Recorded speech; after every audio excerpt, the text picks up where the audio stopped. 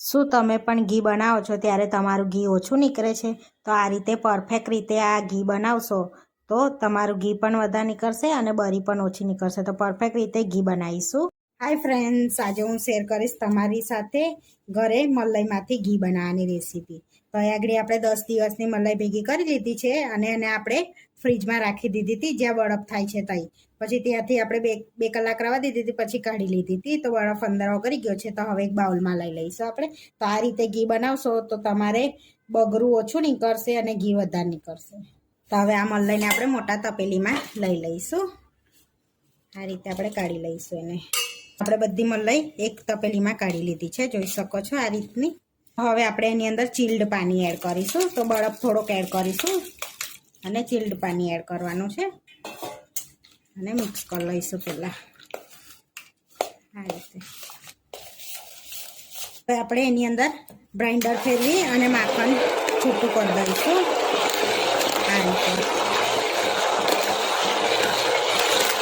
તો આ રીતે માખણ બનાવીશું ને તો વહેલું છૂટું પડી જશે. ગ્રાઇન્ડરથી ના હોય તો હાથથી પણ તમે કરી શકો છો, એનાથી પણ થાય છે.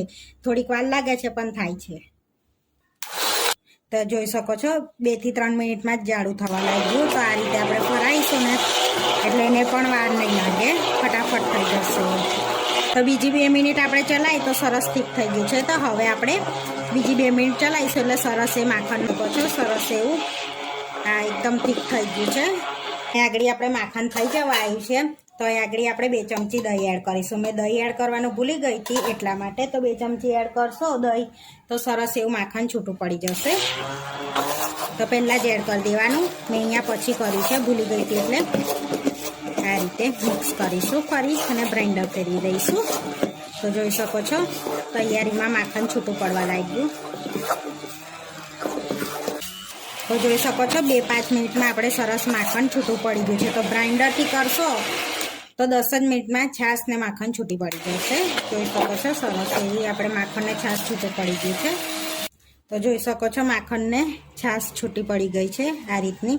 હવે આ રીતે હાથેથી નિતારી અને આપણે એક બીજા વાસણમાં મૂકી દઈશું.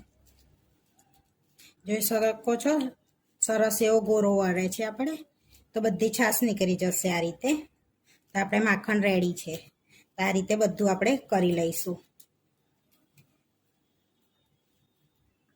માખણને કાઢી લીધું છે. હવે એકવાર ઠંડા પાણીથી ધોઈ લઈશું આપણે, જેથી વધારાનું દૂધ બધું નીકળી જશે.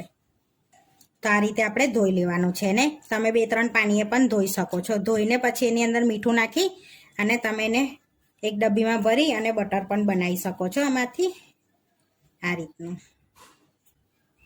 હવે આપણે આ રીતે ધોઈ લીધું છે. તો હવે આપણે પાણી કાઢી લઈશું બધું. તો આપણે બધું પાણી કાઢી લીધું છે, જોઈ શકો છો. હવે આપણે એને ઘી બનાવવા ગેસ પર રાખી દઈશું.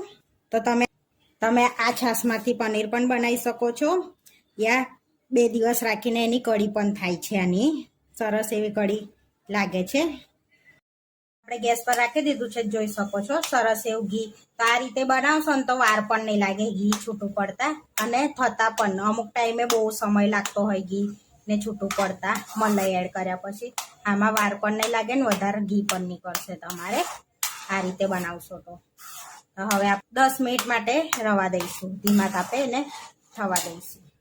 તો આપણે 10 મિનિટ પણ નથી થઈ તો ફાસ્ટ ગેસે આપણે રાખ્યું હતું. તો સરસ એવું ઘી રેડી થઈ ગયું છે, જોઈ શકો છો કેટલું બધું ઘી નીકળ્યું છે. ને તમને આની અંદર બગરું પણ નથી દેખાતું હોય બહુ, જોઈ શકો છો આ રીતે. તો તમે ધીમા તાપે બી થવા દેશો તો પણ થઈ જશે, ને ફાસ્ટ ગેસે કરશો તો 10 મિનિટ પણ નહીં લાગે એને થતા, ફટાક દઈને થઈ જશે એ.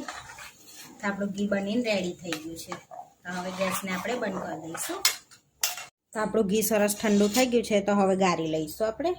તો અહીંયા આપણે તપેલી લઈ લીધી છે, એની પર ગળણી રાખી દઈશું ને આ રીતે ગાળી લઈશું બધું સરસ એવું. તો જોઈ શકો છો આપણે આ બગરું નીકળ્યું છે. તો તમે આને શું કહો છો એ કોમેન્ટમાં જણાવજો.